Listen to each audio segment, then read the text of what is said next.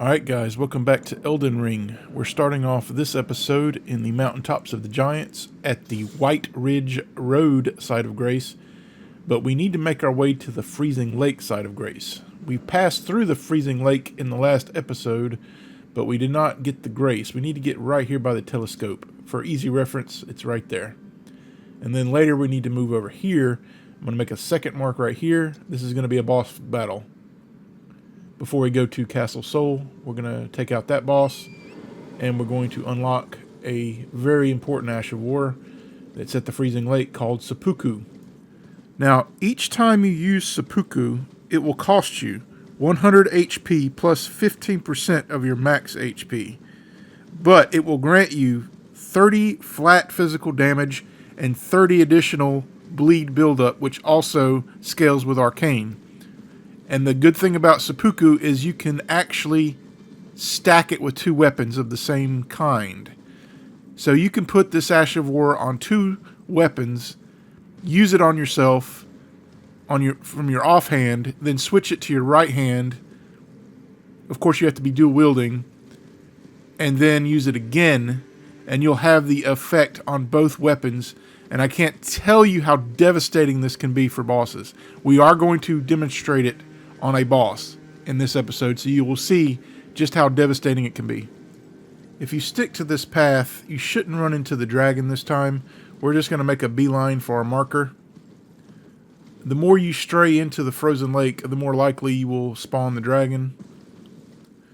But before we get the Ash of War Seppuku, make sure you have Gravitas equipped, so that's why we have our falchion here. It just makes it so much easier to get the invisible scarabs, because this scarab is invisible. Luckily for us, this invisible scarab is just circling around some trees in the frozen lake, so it's going to be a relatively short wait if we miss it. But for reference, it's right over here at the tip of the lake there. You'll have to go a little bit to the right of that marker. You can see the tree right there in front of us, just to the right of our marker. Now those lost Ashes of War that we've been collecting throughout our adventure is what we're going to use to duplicate Seppuku. We're going to put it on two blood falchions, and we'll be able to do a lot more damage when that buff is active than any other bleed weapon that we have in our arsenal at this moment. So you're just going to wait for it to just circle back around and use Gravitas for the win. And we have it. One of the best Ashes of War you'll get in this game, bar none. Now, when I first started doing these buffs with Seppuku, I didn't really understand how it worked exactly. So here's what you have to do according to all of the research that I have read. If you have two weapons in your hands, you have to start off buffing your offhand weapon. And then you have to go back to dual wielding and then use your main hand weapon and buff yourself with that. Then you can have the Seppuku effect on both weapons. Now, when I kill the particular boss that I used this on, I'm not sure if I did it in that order or not, but the boss did not last more than 20 seconds, so I guess I did it okay. But for future reference, if you're going to do this buff, make sure you do it starting off with your offhand weapon, go back to dual wielding, and then use your main hand weapon. Before we leave Round Table Hold, we're going to go speak to Gideon. Now, if you've been to Mogwin's palace, which we have, you can speak to him using this option, and you will get a cookbook. This cookbook will allow you to craft bewitching branches. This is basically rapport from Dark Souls 3. It will charm the enemy in your favor. It will turn the enemies against each other. But again, the crafting materials for this are very rare. The sacramental buds that we've been collecting is one of the crafting materials, but the other ones, they're not going to be available to us to farm anyway until we get to the Haligtree. But fortunately, this merchant in Bellum Church sells 5 of them, and we need at least 2 of them. So we're going to go ahead and buy some of those and the rune arcs off of this merchant. And now we're going to head back to Liurnia of the Lakes because we need to kill a Erdtree Avatar and collect some tears. We're going to get 3 tears from this avatar. Probably should have killed this guy much earlier because he gives you some really good tiers. The one we're interested in particular is the holy tier here. But we're going to go with our flame setup here, strength and fire. Now here's where I make my first mistake with Seppuku. I do not think it matters unless it's on the weapon that you use it on, of course. But I thought it was like a flat damage across the board, like a buff. But it only applies to the weapon, I'm pretty sure. So all this Seppuku I'm about to do probably didn't even matter in this fight. But regardless, the fight does not last long because we have a super overpowered weapon.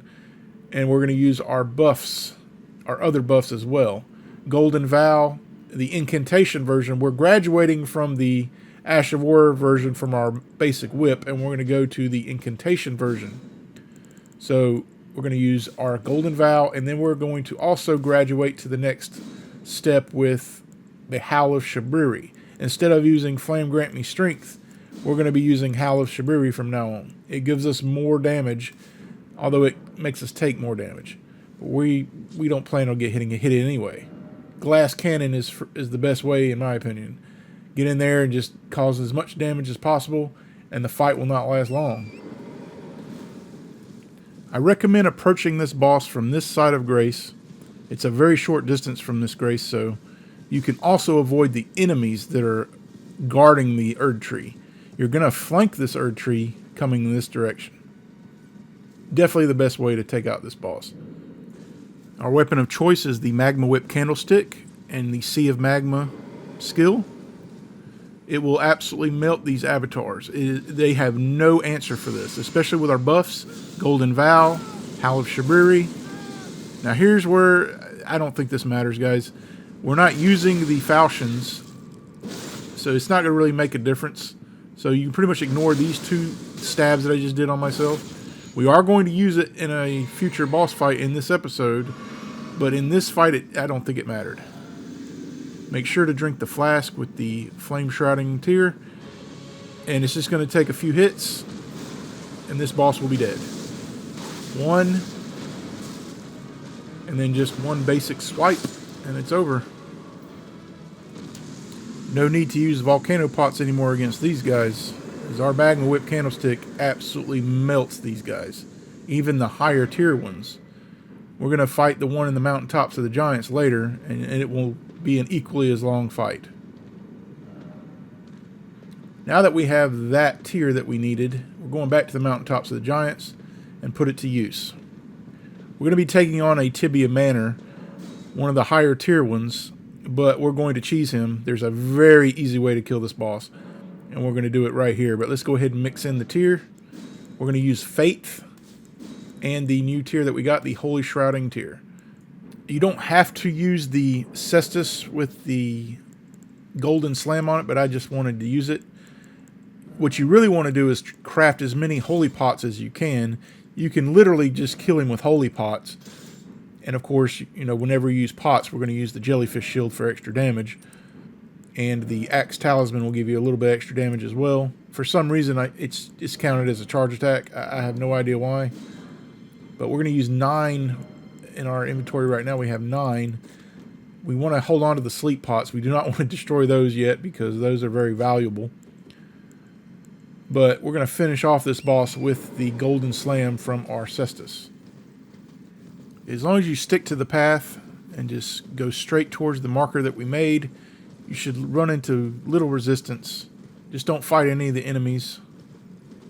And stick to the edge of the mountain to avoid any of those Skeletor enemies that come out, gigantic skeletons.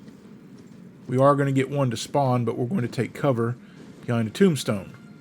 And in that area, we'll be able to spam our holy pots from above on the Tibia Mariner. He can't do anything to us. It's a 100% victory. Especially if you have enough holy pots to take him out, which I did not. But I just finished him off with one golden slam from above. I just couldn't bring it to myself to destroy 2 sleep pots. I just wasn't going to do it. We'll have use of those later on. Once you get here, that's where we put our marker down, you'll see the Tibia Mariner down there. There he is, right there. But you want to come over here to this tombstone, get off of torrent, and hide.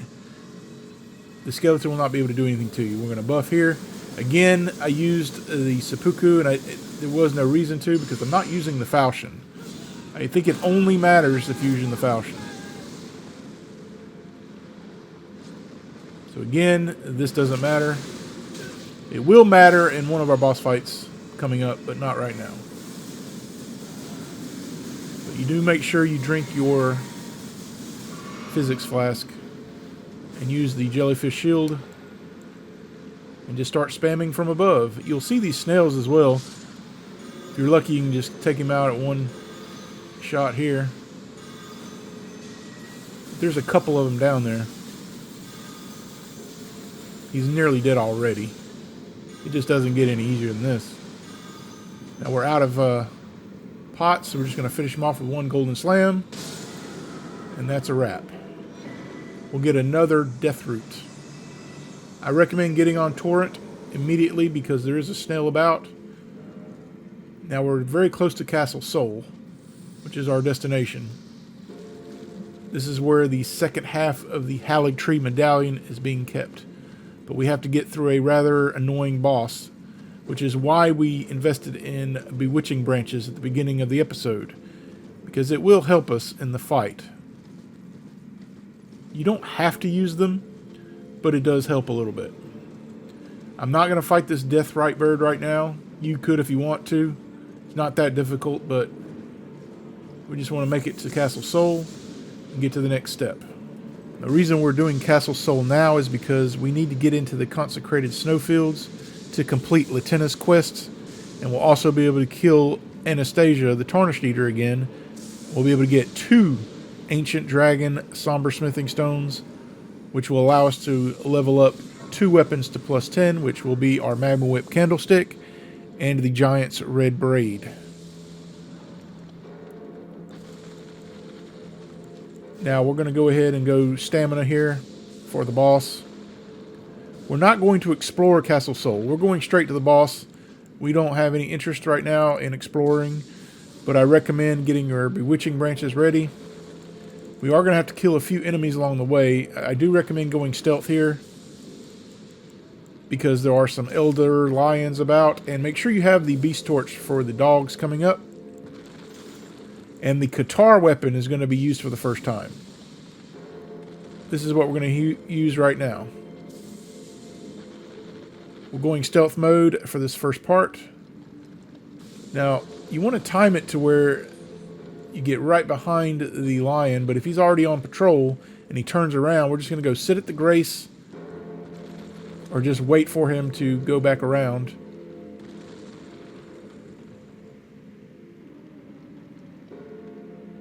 Here I kind of just said, screw it, we're just going to make a run for it. But normally you can get right behind him and he'll turn around. But he's not going to follow you up here anyway. Now, stop right here and look at that bird up top. He will ambush you, so stay to the left right here. And we're going to go into stealth mode just for safety. We don't have to attack the wolves. If you attack the wolves, the bird will attack you. So there's no reason to attack the wolves. Just keep going.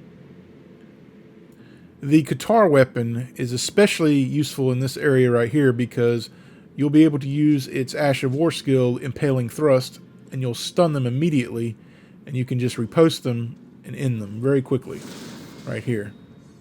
There is going to be an archer firing upon you. Just dodge them. They'll do these wind attacks from a distance, but just wait for your chance. 1 Impaling Thrust, 1 repost. Now there's a Banished Knight up ahead. I don't usually like fighting him, but he follows you to the grace every single time, and he will not let you sit at it. So we're going to use our Bewitching Branch on him. Yes, we're going to waste one on him just to get him out of the way. And I do take some damage here. I got clipped somehow. I don't know how. But once you get the Bewitching Branch on him, you're safe. I'm just going to take out this pesky little archer and get to the grace. Now this boss coming up, Commander Niall, he is quite annoying because he spawns with 2 banished knights. Once you get the knights out of the way, however, this boss is a cakewalk, especially with our setup that we're going to use. We're basically going to spam bolts, the rot bolts. We're going to rot him, and then we're just going to keep bleeding him out with blood bone bolts. That's it. We're just going to keep our distance from him, and he only does a few attacks. You do have to watch out for the charge attack, but other than that, it's really easy, and you'll see, guys. We're going to get our jar cannon out here because this room is very annoying, but you can make it super easy if you shoot these two enemies. There's one right here, and there's another one to the left. If you take these two enemies out, you will not have any enemies infinitely spawn. The area is 100% safe as long as you don't go under the stairs. Now we're going to go ahead and get our setup ready for the boss. You want your misericord, and you want the blood exaltation because we're going to be bleeding him out, and the spear talisman. This is basically the Leo ring setup that we used in Dark Souls when we were taking out Manus of the Abyss, if you saw that episode. We're basically using our bone bolts to take him out, and the counter damage. Because the boss has long, drawn-out attacks, we'll be able to get counter damage from the talisman pretty easily. But the Bewitching Branch is going to be useful here as well, and we're going to use it on one of the Banished Knights to give us just a little bit of time. Unfortunately, though, the boss kills him pretty quickly. I've had it times where the boss doesn't kill him very fast, but it wasn't this time. And we're also going to use our Stray Ash, Rotten Stray Ash, to hopefully inflict rot if we couldn't. But the Ash is just going to be used for just a bit of a distraction. You want to run up here. As soon as he puts his staff in the ground, go Royal Resolve and backstab this one right here. It will insta-kill him. Now you just want to get a chance to use the Bewitching Branch. So if you get far enough away from these knights, they'll do this attack where they put their shield in the ground and they'll charge you. This is what you're waiting for. Once he does this attack, he's going to come at you. Just dodge roll and either backstab, or in this case we're using the branch. But he dies very quickly, unfortunately. And as an insurance policy, just to make sure this boss gets rotted, we're going to summon in our Rotten Stray Ash. We just want him to be rotted, no doubt. And because we're running away from him, the Rotten Stray Ash is getting some hits on his ankles here. The main thing about this boss is, as long as you keep your distance, he's going to start spamming this jumping attack. And that's when you can just dodge roll away from him and then just keep spamming him as you're backing off. Right here. Always dodge roll when he lands, because he's always going to follow up with an attack. You never, ever want to attack him when he lands. You always just need to dodge roll twice, and you'll never get hit. You know the attack is coming because he puts his foot in the ground, and it's the same thing over and over. This is one of the easier boss fights. As long as you can get rid of the two Banished Knights, it's a cakewalk. Shouldn't take any damage from this guy. Now, we did stun him here, and we probably could have critical attacked him, but we didn't. I thought I was too far away to try it. And I was just trying to stick to my strategy of staying away. But it's the same thing over and over. Now, you do have to watch for the charge attack that he does. A lunging attack with his spear. Other than that, though, this is it. This is basically his attack set.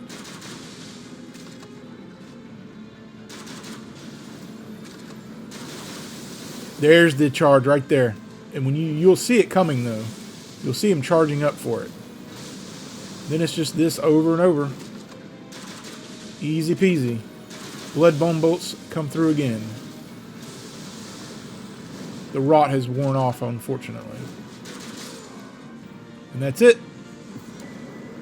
We'll get another fist-type weapon. This one does innate lightning damage, which is nice. Now that Commander Niall is dead, we can get the second half of the Haligtree medallion, which will allow us to continue Latenna's quest. In order to do so, though, we need to go back to the Grand Lift of Rold and use the same lift that we did, but we have to select the option to use the secret medallion. This will take us to the secret path of the Haligtree. It's a dungeon that we'll have to complete before entering the Consecrated Snowfields. You could just run to the exit, however. But for us, we're going to complete the dungeon. It's not that hard of a dungeon to complete, and we'll get a few items. The most important one being the Silver Scarab, which will allow us to increase our item discovery by a whopping 75 points. Pretty good once you're farming, trust me, you'll want that. I'm just tinkering around here. You don't have to use the lightning here, but these militia soldiers in here, they're very weak to lightning, and I wanted to show off the Sonic the Hedgehog ability that I had talked about before. It's very fun to use, and they can't do anything about it once you hit them once. The only thing is you have to make sure you continuously hit the left trigger to continuously spam it once you complete one roll. We're going to get some volcano pots for later, though. But yeah, this is just a experiment. I was just experimenting here. You can take out these guys any way you want. But you definitely want to get the Silver Scarab coming up, even if you don't want to complete the dungeon in its entirety. Again, if you do not want to complete this dungeon, all you have to do is go up the stairs to the left where the militiamen are patrolling and go straight out the exit.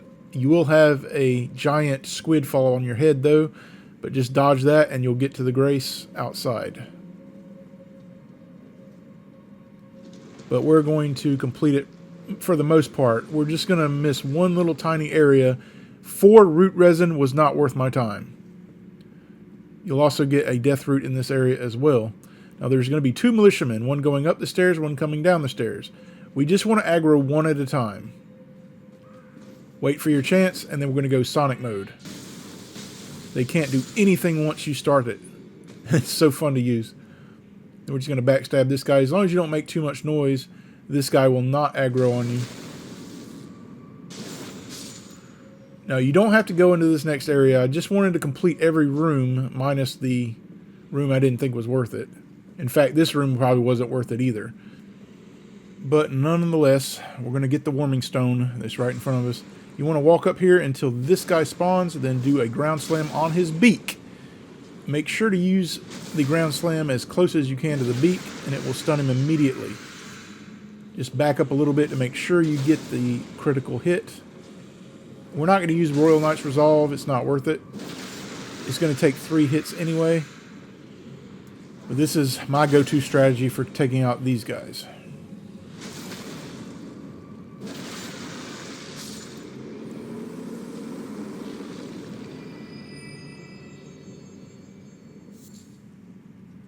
There's a few little squids here. We're just going to go Sonic mode on them. There's a warming stone times 2. Warming stones are actually really good, guys. They're really good, and we're going to use them in combination with some other things later on. You'll never need to use a flask ever again. At some point, I'm going to allocate pretty much all of my flasks to be focus points instead of health, because once I get a few more items, I will be able to heal myself indefinitely. Pretty much infinitely, without a flask. And quickly, too. We're going to use our arrow talismans here because we need to make some accurate shots coming up. And the jar cannon is going to be your best bet. You want to drop off here into the unknown. You will not die. Go straight down and stop. You want to aim on the head of this guy right here in the distance. This militiaman here.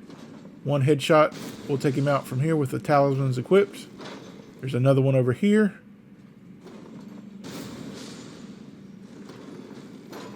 We don't need the jar cannon anymore. Going back to our critical setup here. We got to take out another squid coming up. Do a 180, come into this room. And there's an invisible wall here, illusionary wall. And you'll get the silver scarab talisman, which is going to be immensely helpful coming up. Once we have to farm for rare weapons, you'll definitely want this. It's almost a requirement. You go stealth mode here and just backstab this guy.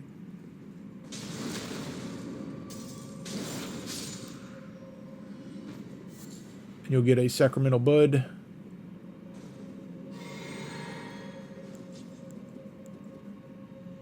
Now, this is tricky. Aim right here and walk slowly. Stop. And then look for this guy. As long as you're lined up with him, you will not fall to your death. This area is very dangerous because you will fall to your death. This is not... all these areas are not platforms. You will fall and die. But as you've used that guy for reference, you won't fall. We're going to buff here because there is a militiaman behind the wall. And we're going to use our Nox Flowing Sword to take him out. But without the Golden Vow buff, you will not kill him in one hit. But now we can. Make sure you get your jellyfish shield out here because we're going to be using pots coming up. We can't really kill the squid from here, but we can kill the militiaman down there. We're going to buff here.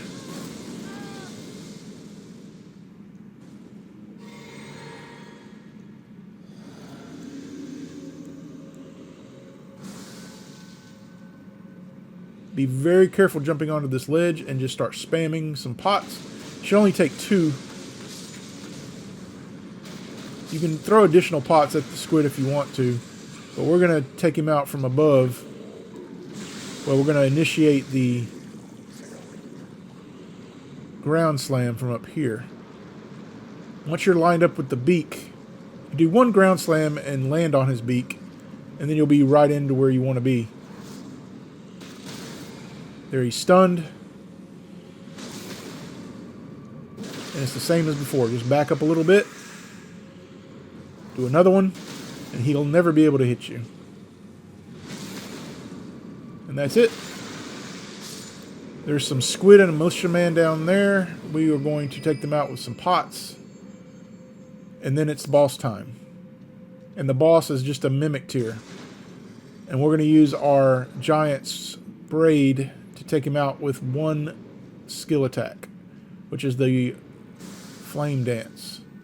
Very cool attack, although it does lock you in an animation, but usually nothing will get to you because of the stun potential of the attack.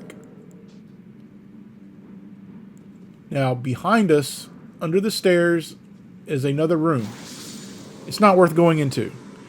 If you want 4 root resin and have to deal with about 4 militiamen, go for it. I just don't think it's worth it. We're just going to go straight to the boss here.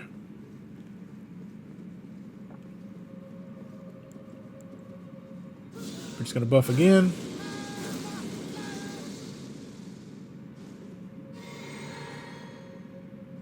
Our buff should still be active from earlier. That's another reason we didn't want to waste any time. As soon as you can lock on to him, you can start the attack. You may whiff on the first one, but trust me, it'll be over. They will not survive the entire sequence of the flame dance. You'll get some death root again from this chest.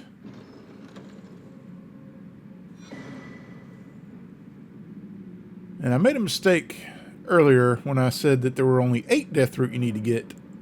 You have to get 9 of them. Now we're at the Consecrated Snowfields. I don't really like this area, to be honest. This reminds me of Dark Souls 2, the Frigid Outskirts. Although this is much more forgiving. There are lights on the ground that show you the way. But I still don't like it. There's some enemies in here too that are very deadly. You'll start to hear Latenna talk to you again. We have reached the land of Mikla's Haligtree, where Lobo and I began our travels. It's entirely thanks to you that I'm so close to home. These great snow-laden lands stretch far to the north, and beyond the ancient bowers, in the liturgical town of Ordina, lies the place to which I must return. She's giving you a hint of where to go. On the map, we're going to do this very easily here. We're going to line up this Grace. Not that one, this one. We're going to go up here. And then go over to the left. We're marking a golden seed. I don't want to miss it. That's why I'm marking it.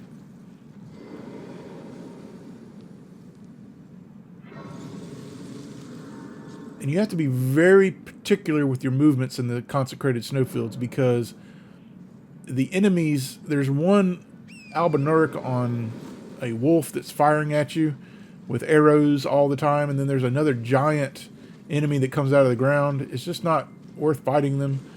There's a cookbook right here, don't miss that.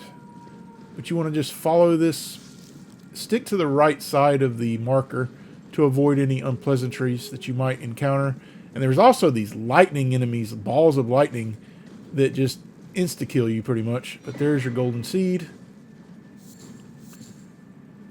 But to me, this is the safest way to get out of these snowfields here. But now we want to make another marker. We want to make it to that map fragment. Let's just stick to the marker. You should be okay.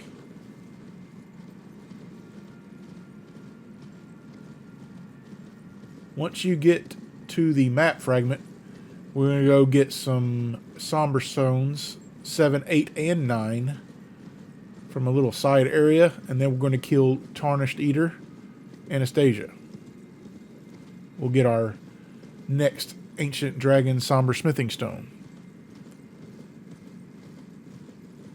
And not too far from this location will be the end of Latina's quest, and we'll get yet another Ancient Dragon Somber Smithing Stone. But here is your map fragment. Don't go too far down the river or you will have to fight Anastasia. If you don't want to fight her right now, then don't go onto the river.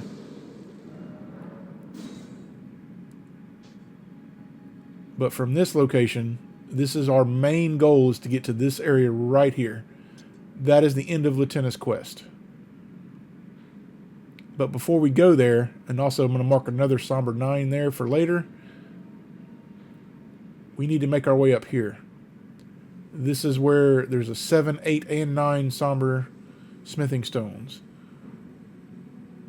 There are some Albinurics about. We're just going to ignore them. There's no sense in fighting them. You do want to have your Beast Torch on because there are wolves about.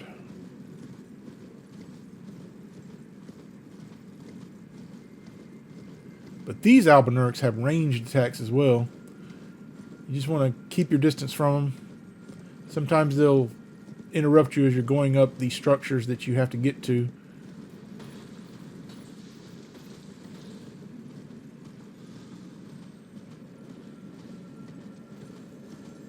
You'll see these scarabs up top of these structures.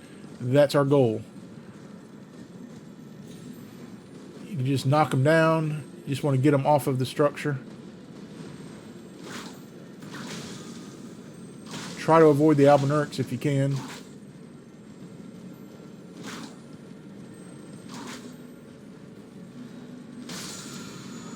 That's your first one. The 7, the 8 is up here.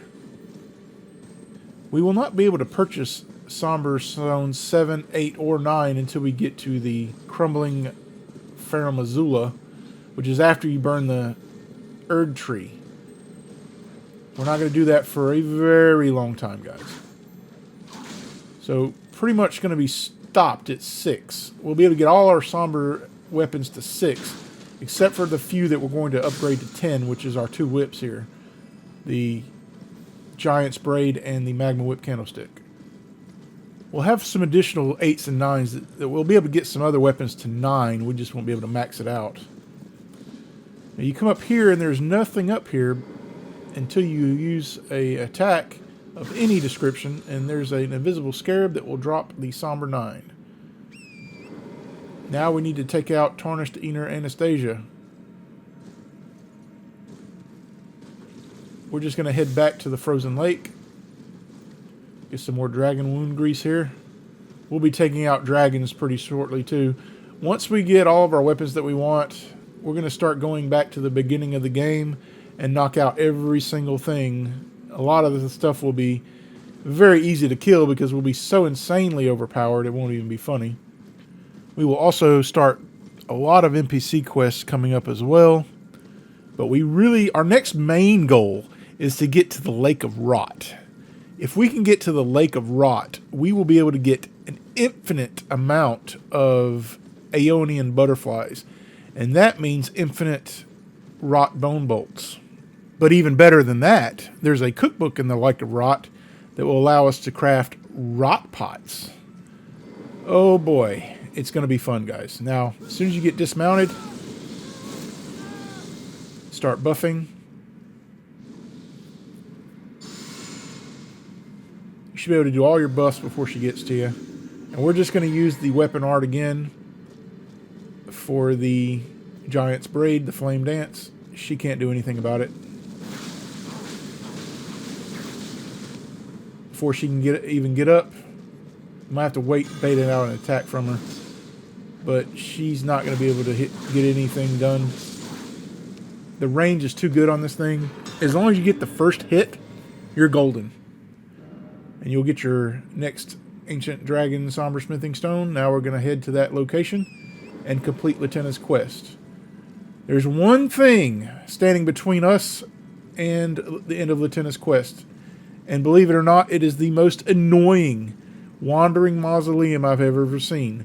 Now, there's an easy way to get through it every time, and it took me a while to figure out how to do it. But all you need to do is keep spurring torrent constantly. Do not stop. As long as you don't stop spurring torrent, you will not get hit. But if you stop and you go at a gingerly speed, you will get hit by the massive amounts of magic attacks coming down on you from above. But once you get here, just start spurring torrent non-stop. We're starting it now. Spur, spur, spur. You will not get hit. You can zigzag if you want. It's not really necessary. I'm just doing it out of fear. Been killed by this thing so many times. And then you're just going to, well, got hit once there. Torrent took most of the damage for us. You don't have to kill this thing, but we're going to do it out of spite. I hate this thing. Just hit the, whatever growth it is that's on their legs, feet, whatever. I just move from one to the next because he'll try to stomp you. But if you're moving from one foot to the next, you shouldn't have any problem. But you need to recognize when it's going to collapse, and you need to get away from it. I've had it fall on top of me quite a few times. And again, if you want to duplicate remembrances, that's how you do it. Now here is where we will end Lieutenant's quest. Even though we're ending her quest, she will stay with us. But what you want to do, there's a mirrored shield up here. And there's a summon Lieutenant prompt right there. O young yet towering sister of ours, let the birthing droplet in and create life for us, for all the Albinorics. Thank you. I finally fulfilled my purpose. Somber Ancient Dragon Smithing Stone is ours. Now we can get both of our whips to +10, which is huge. Well, actually, we still need another 9, and we'll get one in just a minute. There's an easy Somber 9 to get that's in Kaled that we did not get earlier. But we need to get that Somber 9 before we upgrade our whip. Both of our whips.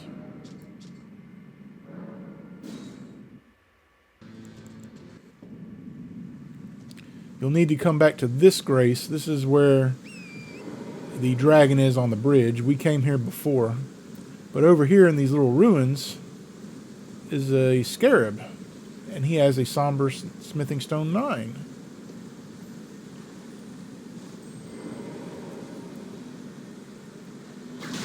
Now we can get both of our whips to +10. I did think about using these on the Grafted Dragon, although I just I like the whips too much. But we'll get the Grafted Dragon to +9. I took you for no man to relay out your arms. We haven't even used the Grafted Dragon yet, but we will in the future.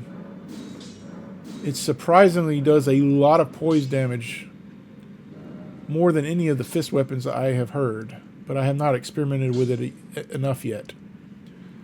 Now we're going back to the Mountaintops of the Giants to take out another Avatar. But the main reason is we wanted to get to that bridge over there with another Somber 9 on it.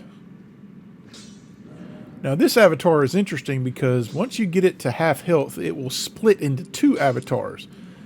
Unfortunately for that Avatar, we have the Magma Whip Candlestick, which is their kryptonite, and on top of all of our buffs that we're going to use. This boss will not last long, and it will not be able to cause us any pain with her double forms. You can actually run up to it as it's changing, which I should have done, and you will be able to kill it pretty much outright. Now, again, the Seppuku did not work in this case. We are going to use it in the next boss fight after this one, and it will show its prowess, but not here. And again, make sure if you're using Seppuku that you're actually using the weapon itself and not switching to a different weapon. And you have to start off with your offhand, buff it with your offhand, and then your main hand. I should have done my research first. So all of this Seppuku that I've done so far has been for naught.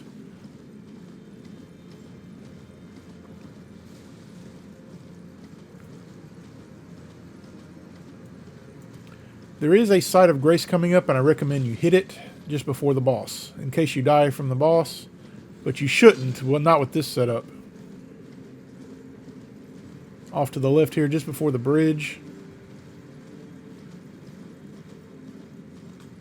Right here.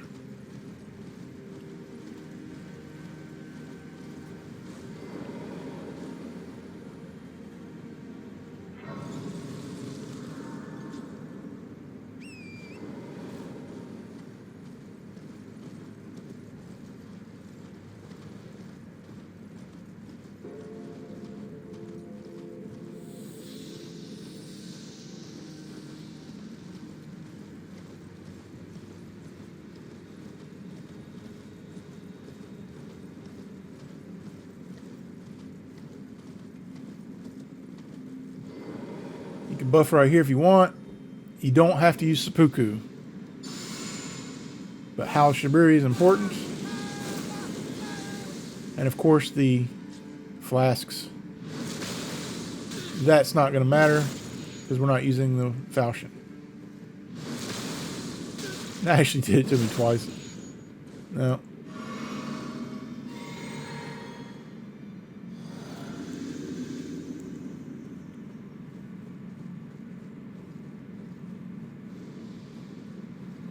It's only going to take a few hits, as before.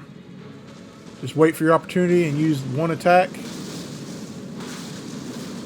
Sea of Magma. It's already going to start splitting.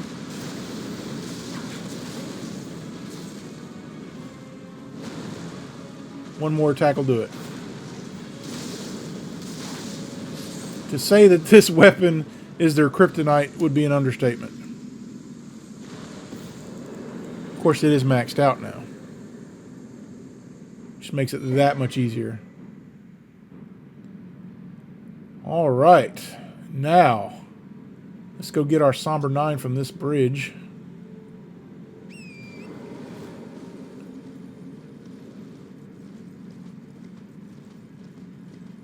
And then we're going to go head off into Altus Plateau to take on another boss. So the Magma Whip Candlestick is already formidable, but we're going to make it even stronger with another talisman. But the talisman is not the easiest to get. The boss is very annoying.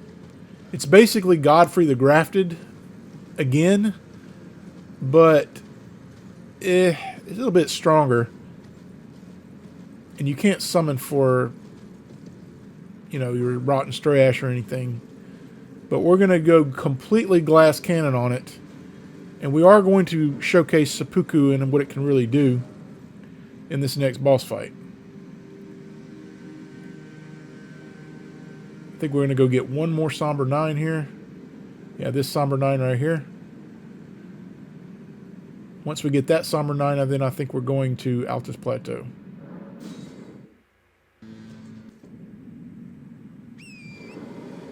Be wary. When approaching this area, there are 2 balls of lightning that will pretty much insta-kill us at our vigor level that we have, which is only 17 with the Godfrey's rune active. So what you want to do is trigger the attack and then get to cover. But you have to do it very quickly. You might even want to use the opaline bubble tier here just to make sure you don't die instantly. Come up here and then drop off. Hopefully you don't even get hit. But once it uses its lightning, it will disappear. And you can get the Somber 9. Now that we have all these 9s, we're going to go back to Altus Plateau to take on our next boss. Unfortunately, we didn't unlock some graces that would have been easier. So, if we would have done the Junction grace, we would have been able to just go there. But we're going to set up for the boss. Now, this is completely glass cannon, guys. You don't have to do it this way, and it's not the easiest way to do it, but it's the fastest way. We're going to take our health down to under pretty much nothing. Pretty much one-shot status no matter what. The Claw Talisman is important, the Blood Exaltation, the Winged Talisman, and the Red Branch Talisman. With all this, and the buffs that we're going to activate, we'll be able to bleed this boss out faster than you can imagine, and we'll end it very quickly. The problem is you have to be able to dodge the attacks. And also we'll need to take our health down a little bit further than what the falchions can do. So we need to use the Bloody Slash Ash of War on one of our katanas that we did earlier. So when you spawn, just come back here on the back side. You'll need a stone sword key to get into this jail over here. But basically the concept is this. We're buffing ourselves as much as we possibly can, but we're taking ourselves down to no health whatsoever. So even though we have all of these buffs, we will die with anything that touches us, because our health is going to be at like 1. But it's worth it. This fight is annoying, and we're just going to shorten it significantly.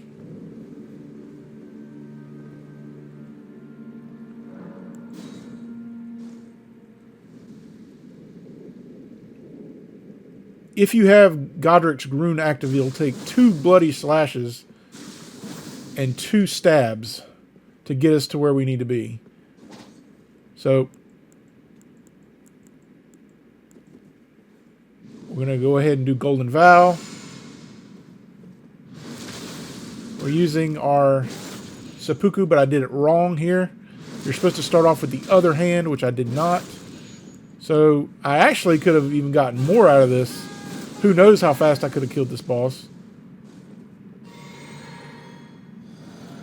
Now we're just going to go in, wait till the music starts, and do a leaping attack. Then back up. No matter what you do, back up. You're wanting this attack. You can do another jumping attack on him, but you always need to back up because he's going to do this wind attack. Sometimes he'll follow up with a range attack, and sometimes he'll do this. This is the one you want, because you can spam the attacks a lot faster. I know that was fast, but it's for the better. I really hate this boss. The Godfrey icon is ours. This will increase the damage of charged attacks. Now, the charge attack that we're interested in is the Sea of Magma. It's going to be buffed even further than what it is now. So now we're going to head to the Altus Tunnels, because we want to get another Somber Bell Bearing. We can buy the 1s and 2s from EG right now, and we can buy the 5s and 6s, but we don't have the 3s and 4s. So we need to go into this tunnel and get the next one. And this tunnel is very short and very easy, guys. You can just run to the exit and kill the boss. This is one of the shortest tunnels that you're ever going to find in the game. But we're still going to do it strategically. We're not going to kill the mini-boss in here. He's not worth our time, and there's an easier way to kill him later. But what you're really just going to want for the boss fight is your Cestus with the buffs active, and that's really all you need. The ground slam followed up with your charge attacks, and this boss will be easily killed. But again, we're going to use some other things because we're going to do it strategically throughout the cavern.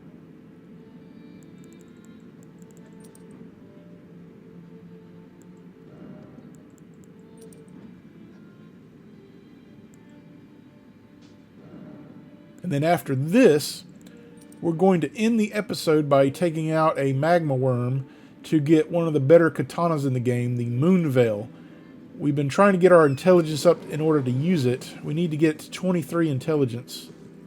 Another reason we want to get to 23 intelligence is we'll be able to buff ourselves enough to use a special sorcery in order to complete a quest line. But it takes quite a bit of intelligence to do this one cast that we have to do as part of the story. But we won't have to respec to do it because we'll have some items that we can use to get ourselves to that point just long enough to use the sorcery. One is a talisman and one is a tier. And that's all we'll need to do. You just want to come up here and get to the cavern. Now, unlike the other caves and tunnels, when you take lifts, you're always going to be looking for little side paths on the way down. This one does not have that. At least not from what I could see. So don't bother wasting your time. Just go down the lift. We're going to get our jar cannon out first. There's going to be some of these annoying winged enemies. We haven't really seen them much. They were in Mount Gilmere, but there's some also in the Ray Lacardia Academy. We have not explored that area significantly yet. But you want to do is come over here and aim for the head here. So just stand there and look at you. We can just backstab the next guy in the room. And I don't recommend using Misericord because these guys are not weak to slashing damage or pointy damage, piercing damage. They're weak to blunt damage. So always backstab with the Cestus. First area clear. Now this guy's quite annoying. You just kill him. Now we're going to get some snail action here.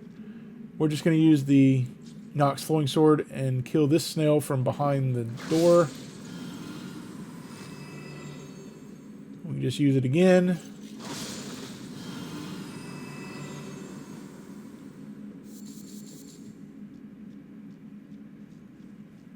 Now this other room here, we're going to do strategically. We can get 2 for 1 if we hurry. Run in here and get ready to aim at the middle of this guy's chest. If you time it right, you can hit the other guy that's on patrol behind him. And there's another guy up here. We're just going to snipe him. Now in order to take out the next enemy, we need to use a volcano pot and just throw it at the ceiling here. It'll kill him through the structure there. We could just backstab these guys. They're not going to hear us. Now there's a side area to the right. Do not go down there unless you want to die because that's where the mini boss is and there's an easier way to take him out, like I said.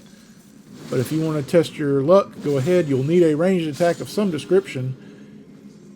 You will not be able to take him out any other way. But there's an easier way to get to him later on. There's the path right there. We're not going to go down. We're just going to take this guy out. But we're not going to continue down this path.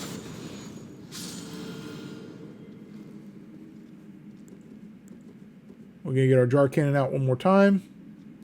because there is another enemy that's above. He's a little cheeky guy. He thinks he's hiding, but we got the better of him. Now we don't need the jar cannon anymore. And we're just going to charge this next guy. If you run on him, you can just punch him before he turns around or before he can cast anything.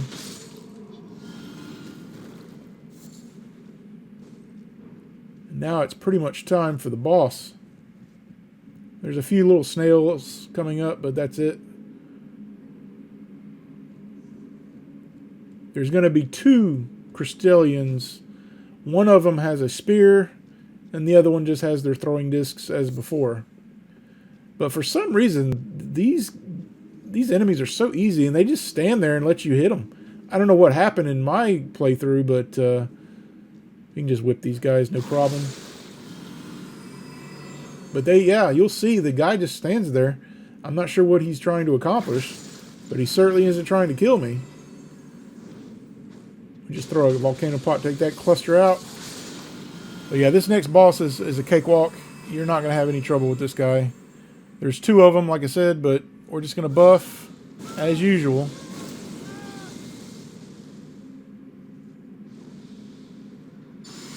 The Cestus is going to be your best weapon, no doubt about it.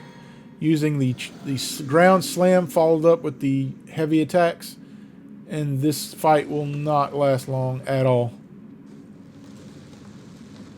But what I like to do is just move to the right first and target the guy on the right. He'll stab 3 times. After the 3rd time, use a ground slam. I didn't even hit him solidly here. You can just get a backstab if you need to. I'm going to follow up with another slam, and he's dead.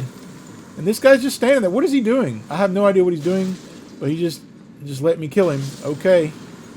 Game over for you. And that's it. We have the Somber 2 bell bearing. Now we can get 3s and 4s in the shop. So now that effectively means every Somber weapon we have, we can get to +6. At a minimum, +6. Which is huge. We're going to go ahead and give our bell bearing to the Twin Maiden Husks, so now we can buy infinite 3s and 4s. We still don't have the first bell bearing, but there really is no need, to be honest. Not right now. We'll get it eventually, but it's kind of pointless at the time because Enchi sells 1s and 2s infinitely. So it's kind of a weird thing. But if you want them all in one place, I suppose.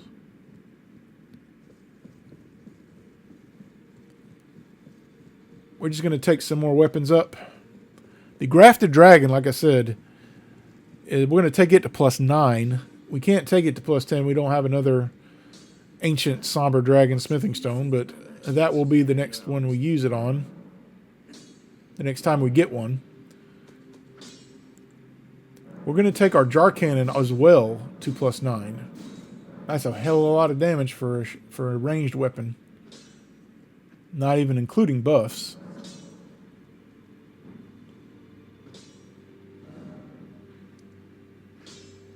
I guess I didn't do the Grafted Dragon yet. We're going to go back to Limgrave because we want to get a katana. Like I said, the Moonveil katana. It is located here in the Gale Tunnels. We can go to the rear tunnel.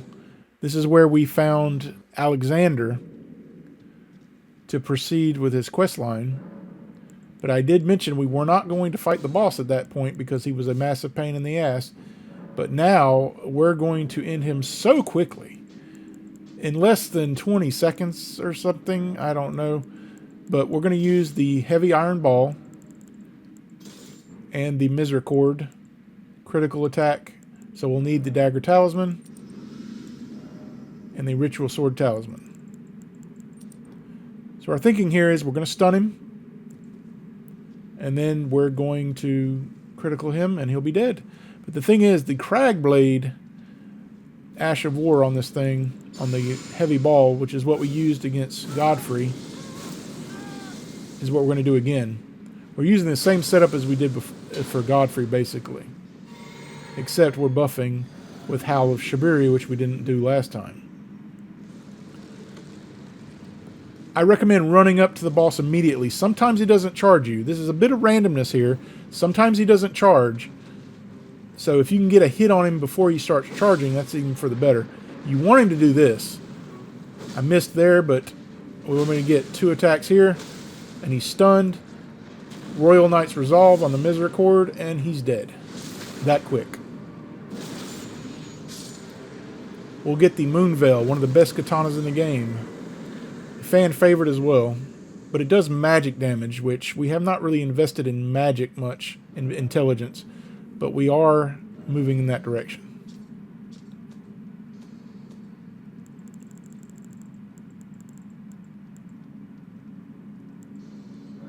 I'm going to NG here, because we don't have any somber 1s or 2s.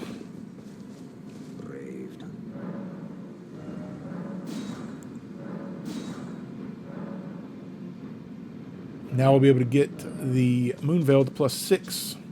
We're not going to waste any of the rare stones on it, though. This katana reminds me of the Frayed Blade from Dark Souls 3, but instead of dark damage, it does magic damage. We'll just need 3 and the 4, 5 and 6.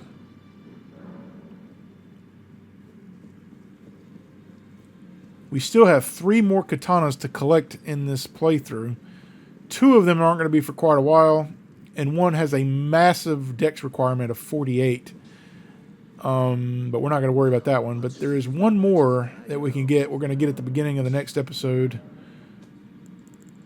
And then we're going to start some NPC quests. Making our way to the Lake of Rot. That's our next goal that we want to do. We got the Moonveil up, but now we need to get our levels up. We have to spend some runes here.